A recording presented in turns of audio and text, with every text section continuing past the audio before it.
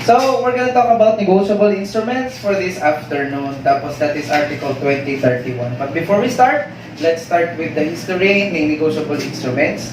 So, this came from originally sa UK, sa United Kingdom. It was copied by the US and eventually, nangapi punta from US. And on 1911, nahimo ni siyang active ning ato ang negotiable instruments law or Article 2031 again, 1911. So, mga na short or brief history of the negotiable instruments. Now, why is this called negotiable instrument? So, instrument siya, it's because actually it's a written evidence of a contract. So, kontrata,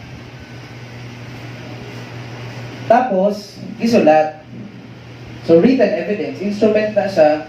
Ang meaning ana, if ever, we're going to talk about sa law na matters or legal matters. So, meaning guys, it's very clear na dili gyud pwede ang oral na agreement or oral contract na mahimong negotiable instrument. Nagets ba? And, ano negotiable sa bang iyahang tawag? It is because it can be transferred from one person to the other.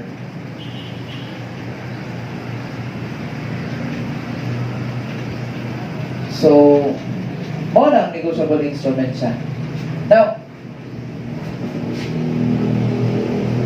these negotiable instruments, para as early as now, na mo'y tawagan na mo materialize na kaagad sa inyo sa mga negotiable instruments, we have basically two. Pero na apoy checks, which is one of the members naman sa duha po. So, ang kining duha na akong pasabot, we have the promissory note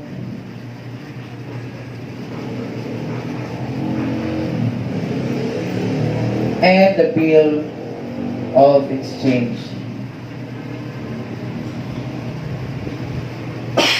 So, unsa man yung promissory note? So, maghatag na lang kayo tag example.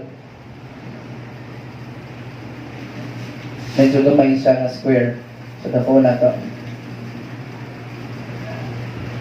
Kanang, I promise to pay P.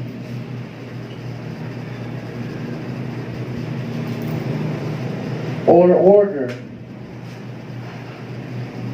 100,000 on December 25, 2021. Pwede butang sabihin mo dili ang amount.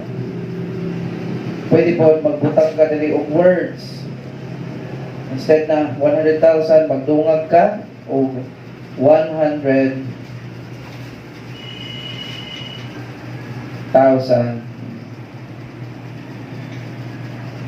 pesos only. Tapos, signed by Mamale. signed by Ed. Tapos, nagbutang ka dali o ano sa himo na instrument. So man 12/1/2021 for example, and Surigao City, the place of issuance. So, sa kini, ang naghimo gyud ani nga instrument is this one, si maker.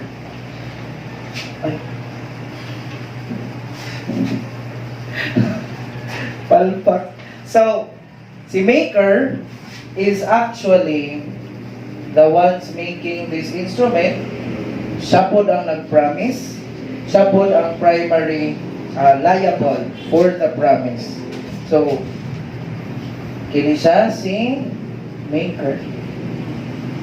So, the promissory note is actually, in simple terms, nag-promise lang si maker to pay something kang payee. Tama? So, si P is the payee. Kini is date of issuance. Kini is place of issuance, kung asa gi-issue, we have the amount promised.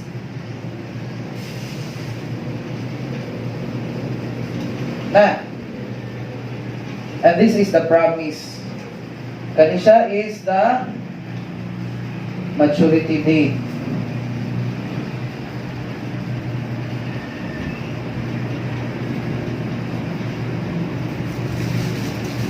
Okay? Kini siya indicates unconditional promise. So, mo na yung mga parts ng isa ka promissory note. And this is very important again. The promissory note is just a promise of someone to pay a sum certain in money to the payee, originally sa payee. But in this case, dili lang kay payee or payee, appeal pod ang mga transferanan ni payee. Kay mauning, I promise to pay P, or order, that means kung kinsa manggaling ang transferan ni P, magbayad si M. Kay basin ba, mayroon si P na ayaw pagbayad sa ako, pagbayad kang Z. So mura siya nag-order kang maker na ayaw pagbayad sa iya, bayad na kang Z. So muna yung meaning ana. Guys ba? So this is an order instrument na promissory note. But before pa ta mo ato sa order o mga bearer or something, let's have the bill of exchange and compare it with the promissory note.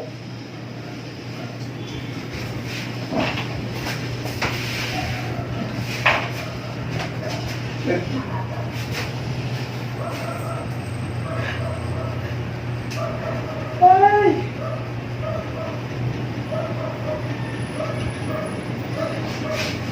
May kinigid na taping ang kuwan.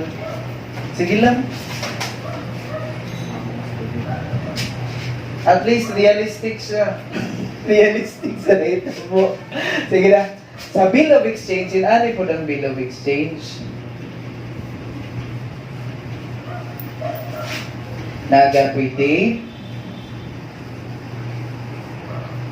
Nagapoy place of issuance, of course. Tapos, na yung amount, of course. And nagapoy. This one is not a promise to pay na. Order na siya. Pay to pay. Or order. Kung nagsugo na siya guys, 100,000 on December 25, 2021. And it will be signed by the drawer. So, ang naghimo na ng bill of exchange guys is considered the drawer. Sa bikas, it's the maker. So, si drawer ang mag-sign dire. Pero, naiyang isugo.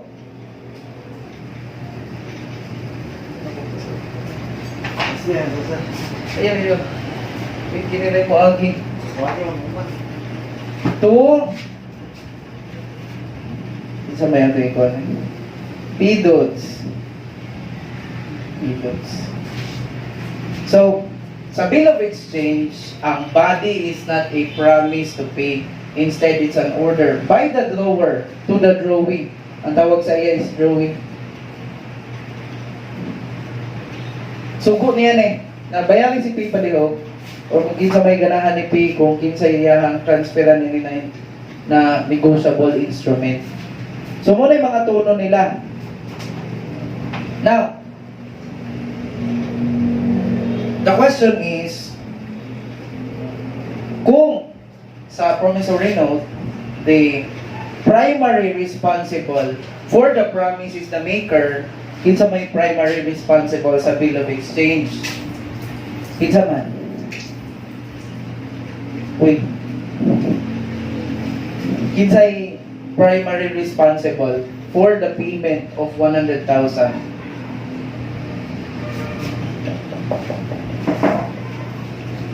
Kinsa man?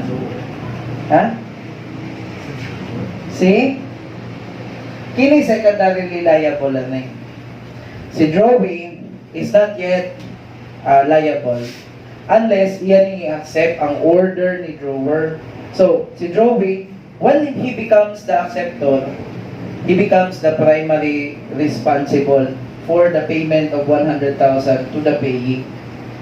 Nagets ba? So, there are two parties involved. There are three parties involved. The payee, pareho na yung payee. The maker, drawer na dirian. However, diri si drawer, nagsugo kang drawing. Nya, dawato na ni drawing, may mo sa acceptor. So, maunay types of negotiable instruments that we're gonna talk about yun sa negotiable instruments or sa Article 2031. Sila lang duha. However, na provisions related to checks. Unsa man ang checks? Cheque ba? Ang cheque is a bill of exchange. However, the drawing is always the bank. Like, pag naay magsulat sa cheque, kung ako mo ay naay holder ng check or account, magsulat ko sa akong cheque, mula kinari akong tuno. Diba signan ko to? Sa akong suguon, kung kinsa man ang bangko, na ako'y bank account. Nagets ba? Yes. So, again mo na duha ka buok negotiable instruments. Now, let's go now to section 1. But before pa mo ato sa section 1 let's have the general description ng negotiable instruments. Let's start with kanang function niya. Ano kang naiinan ni kining negotiable instrument? Start ta. Ang function gyud ng negotiable instrument is una,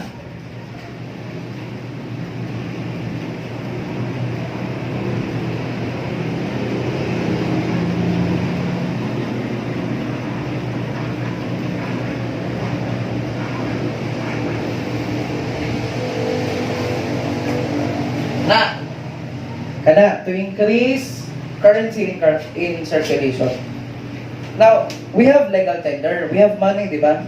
From the Bangko Sentral ng Pilipinas. That's the currency in circulation. Like for example, the currency in circulation now in the Philippines is kuan kitahay, mga 1 trillion pesos. So, in order to get some properties, di ba? Pag magpalit ka para ang ekonomiya mo dagan, di ba? Kanang 1 trillion ang gastuson ng mga tao, tama ba? Of course, they are backed up with gold and silver ng Bangko Sentral ng Pilipinas. So, meaning kana ng mga kwarta, huwag yun na sila ipulos yun kung wala nang nag-back up yun na real wealth.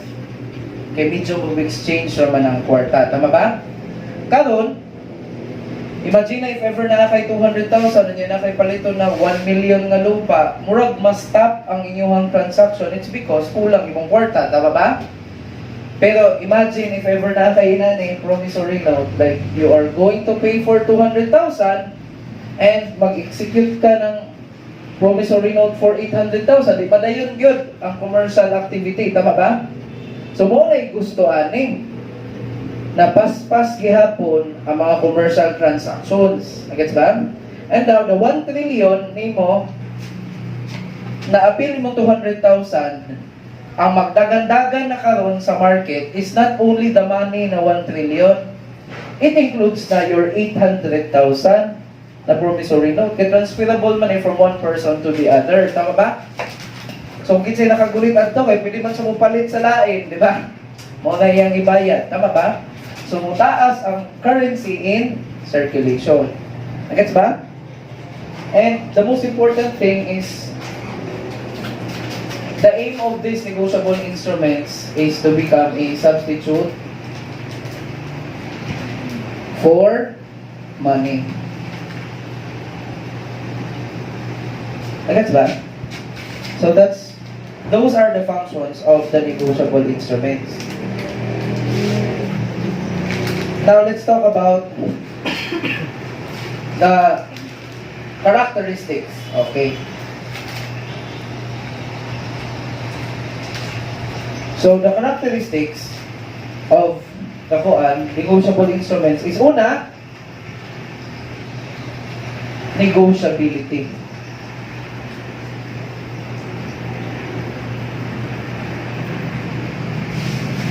Again, negotiability means it can be transferred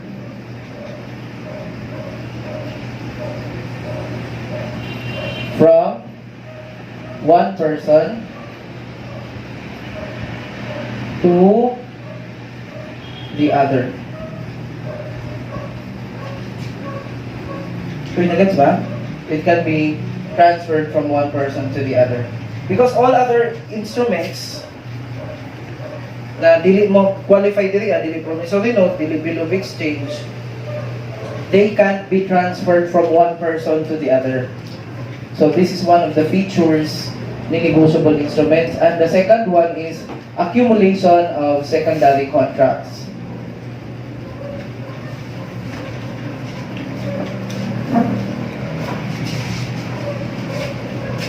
Because negotiable man lagi siya, ma-transfer siya from one person to the other, na not only the primary contract ang mag-create siya og mga secondary contracts. So, what do I mean? For example, normally, kung promissory note na si maker, tapos nag-promise siya magbayad ka, payee. So that is what do we call as primary contract.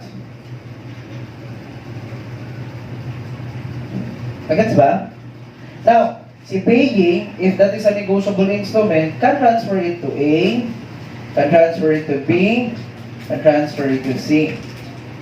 Now, the contract between the payee and the A is the first secondary contract.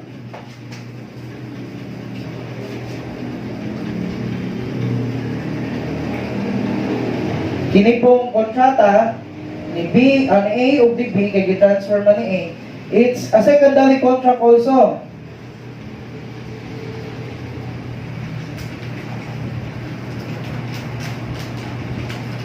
And B to C, secondary contracts. So daghan kay secondary contracts, guys. The more it's negotiated from one person to the other, the more po ang mga secondary contracts that will be accumulated. Okay? So, what's the effect of secondary contracts? Like for example, if maabot pa na kang D, si D na ang pinaka-final na holder. So, si maker will be liable to D because he is the final holder ng instrument. Tama ba?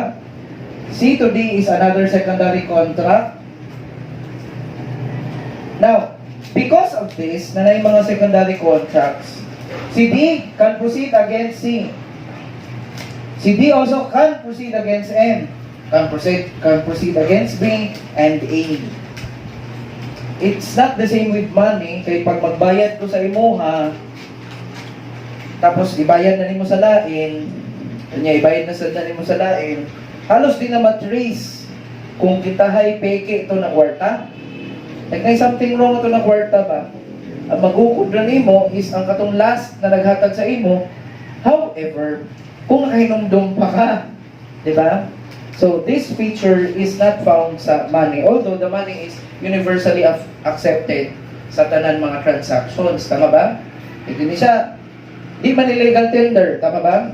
I'm going to tell you as early as now that the negotiable instruments, the bill of exchange, as well as the checks and the promissory notes are not legal tender. Kapag dili sa legal tender, even if gusto na nimo magbayad by way of negotiable instruments, di nimo mapilit ang someone na bayranan nimo. Nadawatan ng promissory note para sa mong utang, dili nimo siya mapilit. Na not like the legal tender na if ever na kay utang, niya magbayad ka, tapos within the legal tender man, iyang i-refuse without valid reason, di ba pwede nimo siya i-consign sa court na may yung kanaw. Mali dawata. Isang legal tender yun na eh. Ang coins, tama na. Ang papel, ang mga bills, tama na. Tama? So, that's the difference between negotiable instruments and the money itself. Okay? So, also ano yung mga general characteristics of negotiable instruments. Let's start with section number 1 later.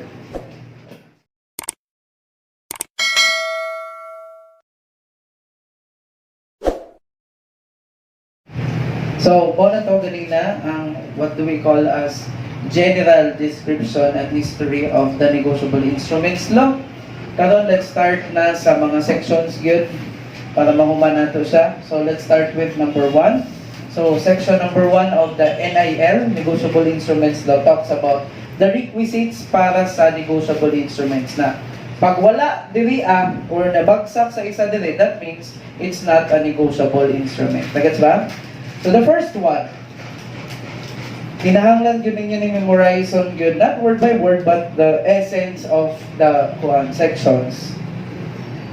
So, ang una is must be in writing and must be signed by the maker or drawer. Although, mura siya self-explanatory na siya, but let's talk about what is the type of signature if ever ikaw si maker or si drawer.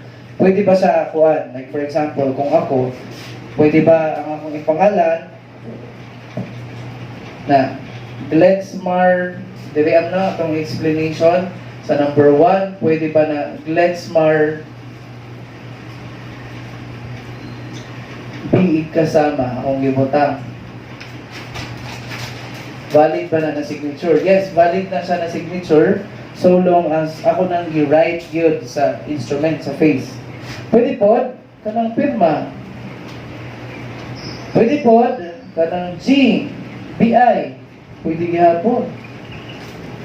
Now, actually, sa signature, you don't need to know how to write. Kaya bisan po mag-drawing ka og bola. Signature gihapon na siya. Pag may tawag signature. Now, where does the signature daw ibutang ni maker o ni drawer? Dili gyud fix ang iyahang placement sa atong promissory note. Pero ganina, makita mo sa promissory note na diri sa upper, sa lower right side of the promissory note and the bill of exchange. That's normal. Pero pwede mo appear sa bisan asa sa face ang signature ni maker or ni drawer. Pero kalimtan natin yung must be in writing. Again, ang negotiable instruments must be in writing. Walay oral negotiable instruments. Next ba? So, okay na ning number 1. Now, let's talk about number 2. Must contain an additional unconditional promise or order to pay some certain in money. So, now taning isa. The first thing that you should notice diri na requisite is that it should contain an unconditional promise. So, that is in the case pag promissory note, kaya nag-promise man ka dito. So, ang imong promissory note should have an unconditional promise to pay. Tama ba? Pero kanang isa, kanang unconditional or order man ang ibutang, kinayo or order, unconditional order to pay some certain in money, ayan pasabutan ng isang bill of exchange. Kaya diba sa bill of exchange, nagsugo ra. Si drawer kang drawing na bayarin ni si Bulano. Tama ba? Yes. So, maunang number 2. However, daghan o gi-spell out ani. Like for example, spell out doon unsa ning some certain in money. So una, money sa ta. So meaning ang promissory note dapat I promise to pay 100,000 pesos or pwede sa foreign currency basta kay kwarta sa money gyud dapat sa. So dili pwede na main ka na I promise to pay P 100,000 worth of kabans of rice. Dili pwede na. Kay dili na siya negotiable. Although, bisan pag dili siya negotiable, valid man siya na contract na mag-promise ka na magbayad o 100,000 worth of rice kang P. Tama ba? Pero kung magsulihan ng negotiable instruments, wala gyud nila in kwarta na gyud dapat ni. Nagets ko? Walay other action. Like for example, I will pay 100,000 and I will dance sa kuan party ni Ping. Dili na siya pwede. Na-negotiable na siya. Nagets ba? Because again, it should be in money. Nagets ba? Pag moingon po og some certain, dapat maklaro, makompute yun siya. Like 100,000, mo na. Nagets ba? Kaya pag moingon na I promise to pay P 100,000 plus anything na mong nasabutan sa mo ang sale transaction last year. Agoy dili na some certain in money na, tawa ba? Because 100,000, some certain in money tuod. Pero, gi-appeal naman good ang inyuhang contract atong lain na dili na sure kung dili na certain ang money, if ever. Tama ba? And, in violation of this certain in money, guys, the instrument will be non-negotiable. But, although non-negotiable, again, valid gihapon ang kontrata. Ha? Instrument siya, pero dili lang negotiable. Tama ba? Gets ba? Yes. Now, giklaro sa section 2 ang some certain in money. Kung sa may giklaro niya, what constitutes certainty as to amount? The sum payable is a sum certain within the meaning of this act. So, katong gisulti na dapat money siya, ang dapat certain siya. Diba? So, motto ang general na imong dapat na ma-memorize na kaagad. Kining gipang sulti diri sa ABCDE, some certain in money daw gihapon, bisang pag na ay mga ingani. Uy, nagets ba? Uy, naman, tiga, tisam? So, una, diba na, tulog na sila. Some certain in money daw gihapon, guys. Bisang pagpahing ka dito, I promise to pay P 100,000 in December 25, oh no, or in 3 years later, something in nana. So, atong kutangan ba? O example. Ano eh? I promise to pay P or order 100,000 plus 10% interest annually.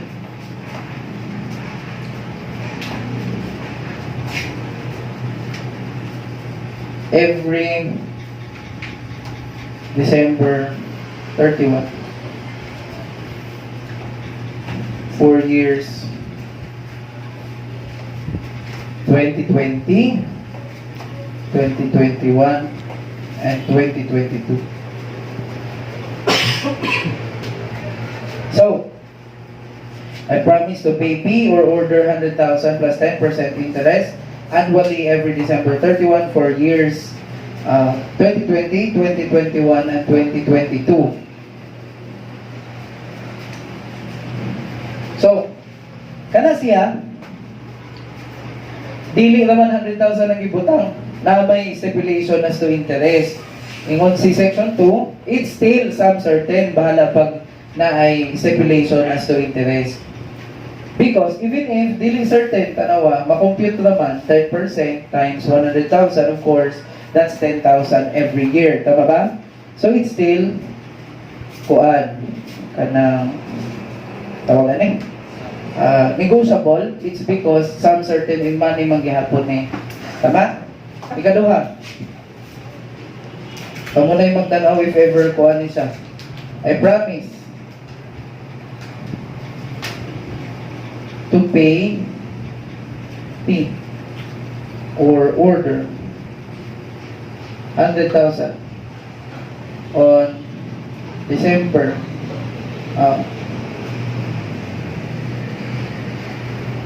1 year after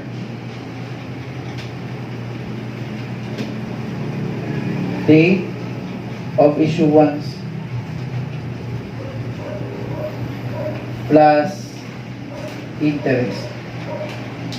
Kana walang butang interest rate.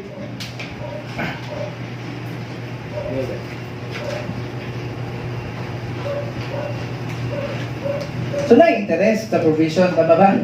I promise to pay P or order 100,000 1 year after the date of issuance plus interest. Although it is very silent, it's silent sa kuan interest rate. Kana negotiable dili.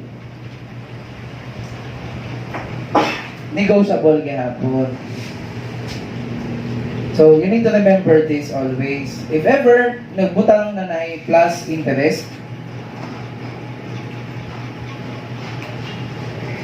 ang mo-apply ang legal rate of interest kung walay interest rate na gibutang. And the legal interest rate karon is 6% per annum. So, automatic, kini siya, makompute gihapon because of the legal rate. Tama ba? So, muna siya, guys. So, again, even if niingon si Kuan, requisite section number 1, na naay unconditional promise or order dapat to pay some certain in money.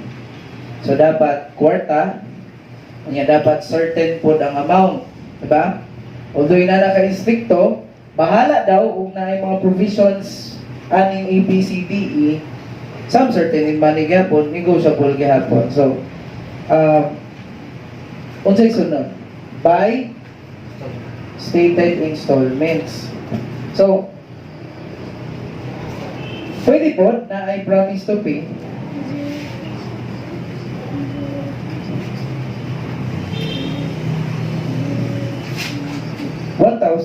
$100,000 into semi-annual installments.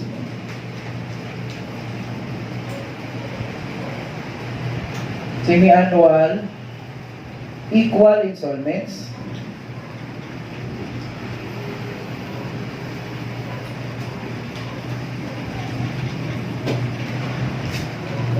Starting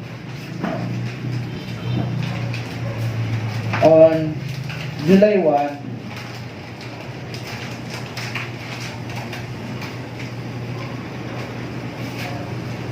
na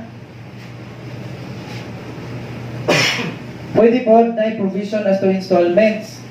Dili lang pareho ning simple lang na i-promise to pay or order 100,000. Gets ba? So pwede po daw I promise to pay 100,000 in 2 semi-annual equal installments starting on 7/1/2021. So this is still some certain in money. Therefore, the instrument will be negotiable pag naani siya. Pero you need to check ha, kay dapat ang installment amount. Hana pa kung i-provide ba? I-provide ba ang installment amount? Yes, because of this. So it's clear that it's 50,000 per semi-annual payment. Tama ba? So, kaya pag wala ni siya, like for example, I promise to pay 100,000 in 2 installments. Mawala ang gisulti. Nadili na siya some certain in money. Kaya dapat, ang installment amount should be given when installment is paid, should also be given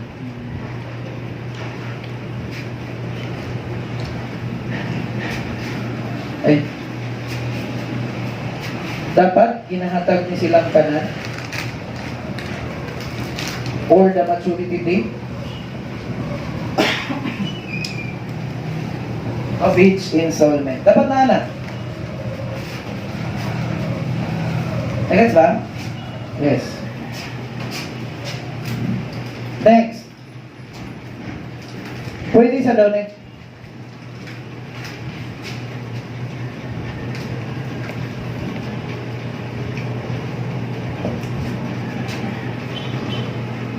I promise to pay P 100,000. Ano? Ayan na lang. Kini na lang itong i-revise. Pwede, kini gihapon, naghihatag ang installment amount as well as when is the installment due or the maturity date of the installment is given. Ato na lang butangan guys, by stated installments man siya. Butangan itong provision that upon default in payment of any installment or of the interest, the whole shall become due. So, 2 installments ni siya, plus, butangan na ito, 10% annual interest. So, na siya interest. Tapos siya installment. Tapos gibutang. If not paid, when due. The whole liability will become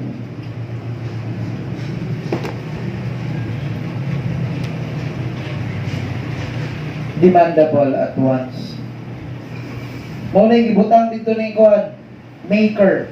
Kita na yung promissory note na yung sa mabay ko P, ang P, or order 100,000 in 2 semi-annual equal installments starting on 7/1/2021. Kaya ang date of issuance is 1/1/2021.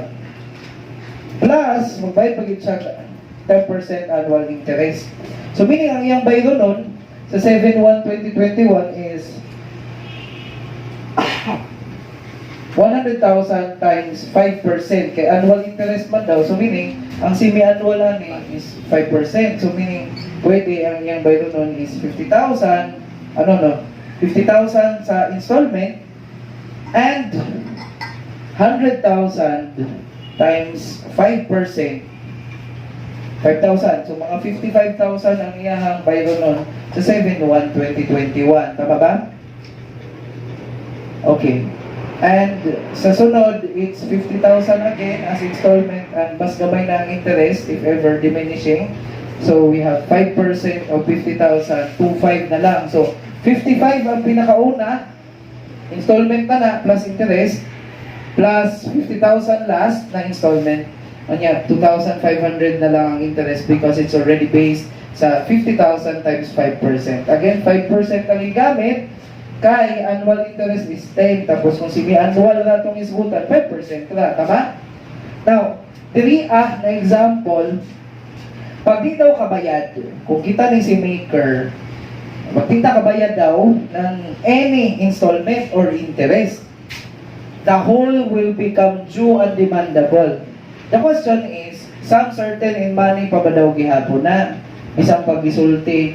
Ne, kung sa may tawag gani, kanabang gibutang sa kontrata that whenever ma-fail pagbayad ang any interest or installment, the whole will become due and demandable. Kung sa may tawag na? That is what do we call acceleration clause. So even if there is an acceleration clause, the sum certain in money will not be affected and it will still be negotiable. Nagets ba? O niya, last. Sulat ko pa ng last. Ay, last, dili last. Second to the last, we have letter D. With exchange rate, whether it's a fixed rate or current rate. Like for example, I promise to pay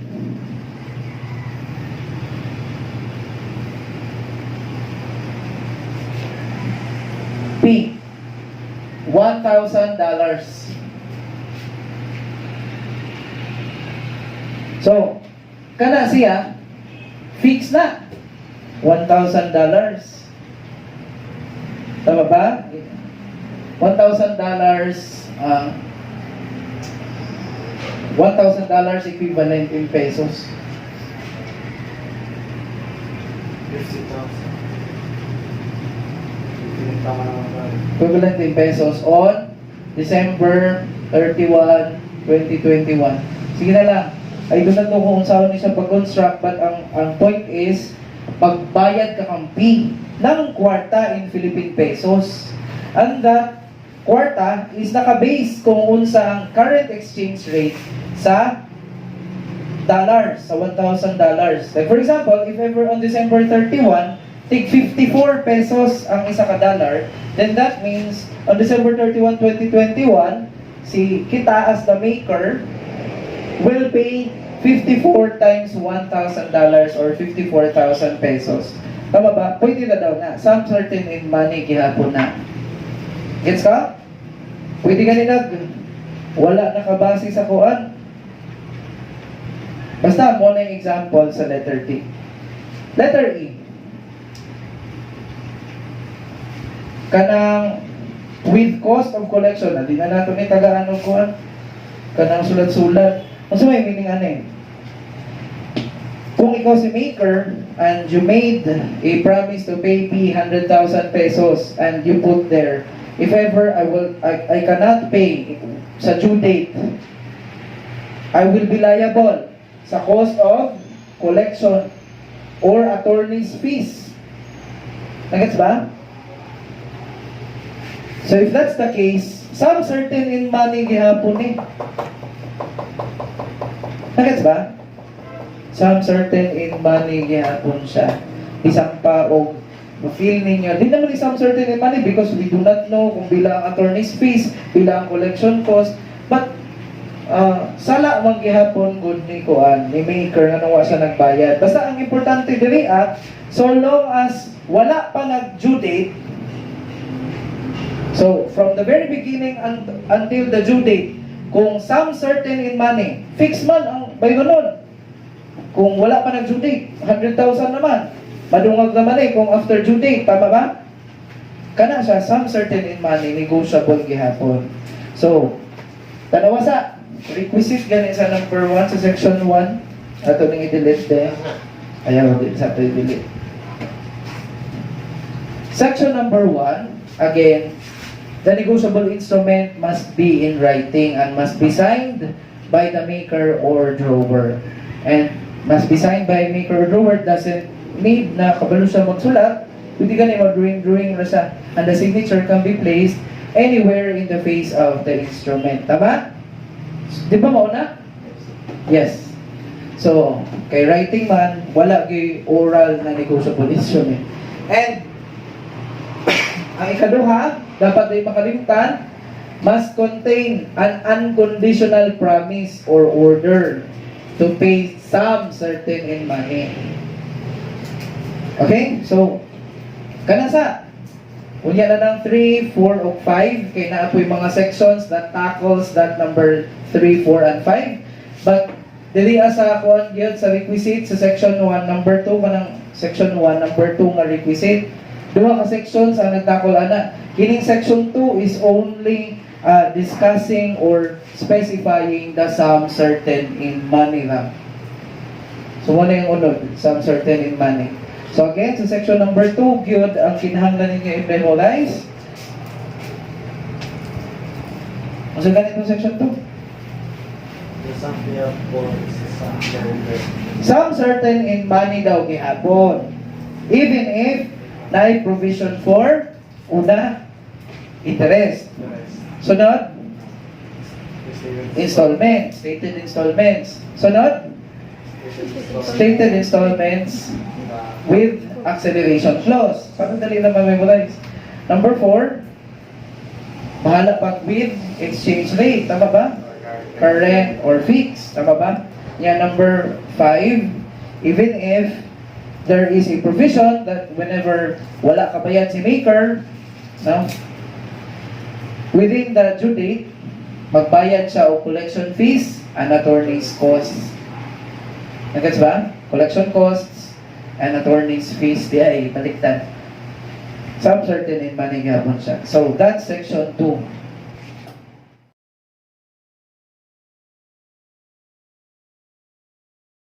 Section 3, no? So, what na human sa section 1? Ato na human, again, is that the requisite of the, kasi tawag ganun, negotiable instrument is number 1, it should be in writing and must be signed by the maker or the drawer. And number 2, it must contain an unconditional promise or order to pay some certain in money. Although, we have already discussed under section 2, the some certain in money. And what are those things na even if naato sila, some certain in money pa rin. Tama? And diriya is still discussing the number 2 requisite sa section 1. Ingon dire, must contain an unconditional promise or order. Ana. So, yan i-explain na section 3. An unqualified order or promise to pay is unconditional.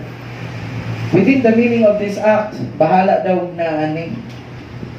Kaya pag mo ingon magutag koan, unconditional, it is not subject to a contingency or it's not subject to, what do we call this? Kanang event that may or may not happen. Mo ganun ang condition, di ba? So meaning, bawal mo ingon dili dili ni negotiable ning I promise to pay P or order 100,000 pesos if he passes or she passes the CPA board examination. That is not unconditional, tama ba? Because kanang passing the CPA board examination, although gusto nato nakuha na sa period, kanang yung mahitabog yun. We just don't know when. Pero sa actual manggod, it's a condition. It may or may not happen. Tama ba?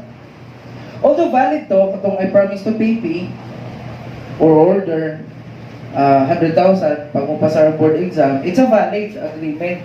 But it's not negotiable because it violates the number 2 requisite sa section 1. Must contain an unconditional promise. Tama ba? So, doon sa section 3, naingon na sabi siya, okay na ni A, B. Unconditional gihapon nga order. Actually, this is applicable sa bill of exchange ng A o B. Example, kintahay, ako si drawer, tapos na ako'y drawing. Ngayon ko na, bayaran mo o 200,000 and reimburse yourself sa kwarta na gibilin ako sa imo. Nagets ba? Mao lang letter A. Bisan pa daw mag-indicate kag particular fund out of which reimbursement is to be made. Kuan daw gihapon ni siya. Unconditional order daw gihapon ni siya. Nagets ba? So balik ko na ko. Ako si drawer, naghimo og bill of exchange, ordering a drawing. A certain someone, yung ko na, Mr. C, please pay P 100,000 or order and reimburse yourself from the funds that I left you. Nagets ba? So meaning na ako'y gibilin siya ng kwarta. Akong isugo sa'yo, bay Risa, i-reimburse na dayon ang imuhang nagastos sa kwarta na ako nga nadya sa imo. Tama ba? So asa gikan ang ibayad kang payee? Gikan ba sa fund? Dili. Dili. Tama ba? Gikan sa katong drawing. Later, iya lang i-reimburse na noon gikan sa particular fund. Nagets ba? So negotiable siya, guys. Gets ko? Ang problema na is pag maglibog mo ano kining pinakalas na paragraph, an order or promise to pay out of a particular fund is not unconditional. So meaning not unconditional, meaning conditional. Balik ko na ito itong example. Na ako'y drawing, si Mr. C. Akong sugo si Mr. C. Bayarin ni si P ng 100,000 out of the funds na akong gibilin sa imo. O kana, dili na reimburse ha. Wala na ko naging na bayari sa niya i-reimburse. Tama ba? Ang particular fund na gyud ang direct source ng pagbayad. Pag inana, dili na siya unconditional order. Kay maaaring katong akong gibilin sa iya na kwarta, kulang to. So, ang mga holder ani ng mga negotiable instruments, pag inato, kung sugtan to nato, what if kulang to ang imong gibili na kwarta kang drawing, dito na ba ikuha ang pambayad? Hintahi 10,000 na to, niya. Ako nagsugo-sugo ko kang drawing, bayari sa aning 100,000. Gikan diya sa funds na kung gibilin sa imuha. Kana siya, again, is already conditional. And if it is already conditional, then it's also non-negotiable. Basta ha? Or else, maingon ba na? Uy, partner mo ko na ng partnership. Drawing. Bayarin sa aning 100,000. Gikan sa share na ako sa akong profits karon na tuig. Ang yan, imong share sa profits, sure ka? Na 100,000 dito or mas gamay. Nagets ba? So, kana siya, di na unconditional, so non-negotiable. Sir, what if enough day ito? Ano ba? Enough ang fund So that's the first question. What if natsambahan, enough ang fund? Tayo, sige, bayari sana yung 100,000 bigi, kuha diya sa akong share sa profits. Tapos, nagkataon na ang imong profits is 1 million imong share. Tama? So if that's the case, maun sa man, mahimo na bang negotiable instrument?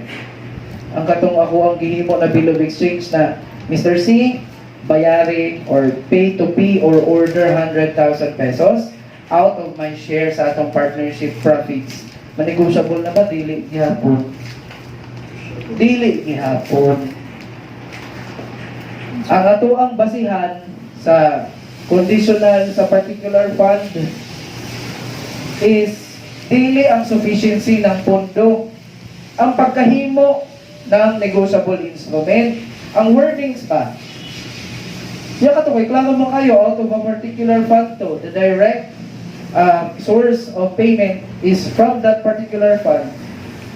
Bahala pag natsambahan na sufficient to siya, non-negotiable gihapon ang negotiable instrument due to violation of unconditional order. Di ba ito unconditional order? Nagets ba? Uy, okay na ba?